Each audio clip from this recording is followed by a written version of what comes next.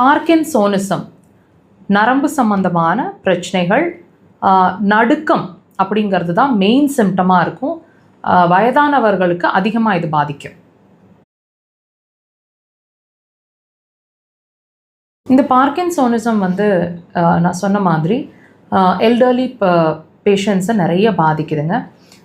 இந்த மாதிரி அதாவது இந்த நடுக்கம், தலை தனியாக நடுங்கிற மாதிரி இருக்கிறது, கைகள் தனியாக நடுங்குது, கால்கள் நடுங்கிற மாதிரி இருக்கிறது, இதுதான் இதோட சிம்டமாக சொல்கிறாங்க. இந்த பிரச்சனை வர்றதுக்கு ஒரு ரீசன் இருக்கும். நாங்கள் ஒவ்வொரு பதிவுலேயும் உங்களுக்கு ஒவ்வொரு கிளாரிட்டி கொடுத்துட்டே இருக்கிறோம். ஸோ அந்த வகையில் ஒவ்வொரு பிரச்சனை வர்றதுக்கான காரணம் அப்படிங்கிற ஒரு விஷயம் கண்டிப்பாக நம்ம உடம்புக்குள்ளே இருக்கக்கூடுங்க.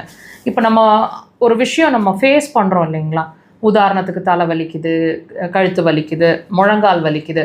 ஸோ இது எல்லாத்துக்கும் இது நீங்கள் இந்த ஃபேஸ் பண்ணிகிட்ருக்கிற விஷயங்கள் அப்படிங்கிறது வியாதி கிடையாது.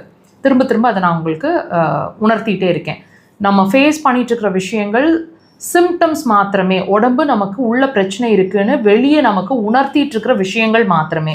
அதே வகையில் இந்த பார்க்கின்சோனிசம் அப்படிங்கிற விஷயமும் பிரச்சனையும் வியாதி இல்லை. இது வியாதி உள்ள ப்ராப்ளம் இருக்குது அப்படிங்கிறதுக்கான ஒரு அறிகுறியாக நீங்கள் இதை எடுத்துக்கணும். ஸோ இந்த பிரச்சனை இருக்கிறவங்களுக்கு என்ன உறுப்பு சார்ந்த பிரச்சனை இருக்கக்கூடும் அப்படின்னு கேட்டிங்கன்னா, முதல் விஷயம் அவங்களோட இரைப்பை. பசி சரியில்லாமல் இருக்கும், ருசி சரியில்லாமல் இருக்கும், ரொம்ப டிப்ரெஸ்டாகவே இருப்பாங்க, ஒரு கலகலப்பாகவே அவங்கள நீங்கள் பார்க்க முடியாது, எப்பவும் இறுக்கமாகவே இருப்பாங்க, சாப்பிட்டா வயிறு வலிக்குது, கம்மியாக சாப்பிட்றேன், சரியாக சாப்பிட முடியல, பசிக்கவே மாட்டேங்குது ஆனால் நான் சாப்பிட்டுட்ருக்கேன், இந்த மாதிரி இரைப்பை சம்மந்தமான ஏதாவது ஒரு பிரச்சனை சொல்லுவாங்க. மோஷன் போகும்போது பர்டிகுலராக முழுசாக போகுது, டைஜஸ்ட் ஆக மாட்டேங்குது, உணவுப் பொருட்கள் முழுசாகவே வந்துட்டுருக்கிற மாதிரி இருக்குது, ரொம்ப டயர்டாக வீக்காக இருக்கிற மாதிரி இருக்குது, இதெல்லாம் சொல்லுவாங்க.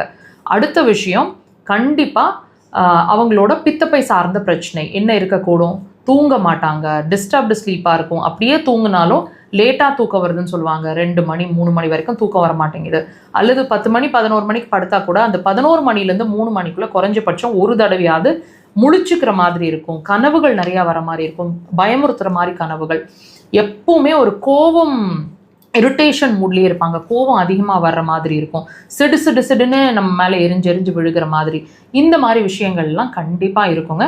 ஸோ இதுதான் இந்த பார்க்கின்சோனிசம் வர்றதுக்கான காரணம் அப்படிங்கிறது அக்குபஞ்சரில் சொல்லப்படுது. ஸோ பிரச்சனை எங்கே இருக்குது அப்படிங்கிறத நீங்கள் அனலைஸ் பண்ணுங்கள். இப்போது ஓரளவுக்காவது உங்களோட பிரச்சனைக்கான காரணம் என்ன, ஏன் நம்ம மெடிசன்ஸ் ஒர்க் பண்ண மாட்டேங்குது, ஏன் அது கண்ட்ரோலிங் ப்ராசஸ்லேயே வச்சுருக்குது, ஏன் அதுக்கான சொல்யூஷன் நம்மளால் கண்டுபிடிக்க